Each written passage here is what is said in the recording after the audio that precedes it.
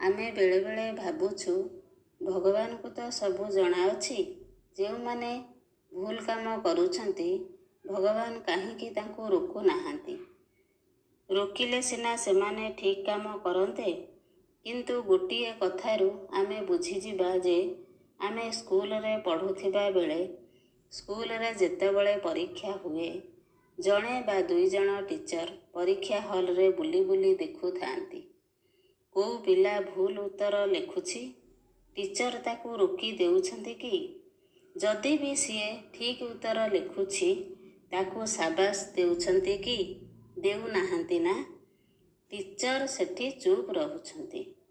ଆମେ ଯାହା ଲେଖୁଛୁ ଆମ ଖାତାରେ ହିଁ ରହିଲା। ତାପରେ ଯେତେବେଳେ ଟିଚର ଚେକ୍ କରନ୍ତି, ଆମେ ପରୀକ୍ଷା ଖାତାରେ ଯାହା ବି ଲେଖିଥାଉ ସେତିକି ହିଁ ନମ୍ବର ମିଳିଥାଏ। ଭଗବାନ ବି ସେମିତି ଦେଖୁଛନ୍ତି, କିଏ ଭୁଲ କାମ କରୁଛି, କିଏ ଠିକ୍ କାମ କରୁଛନ୍ତି। ଭଗବାନଙ୍କର ଯେତେବେଳେ ସମୟ ଆସିବ ଭଗବାନ ନମ୍ବର ଦେବେ।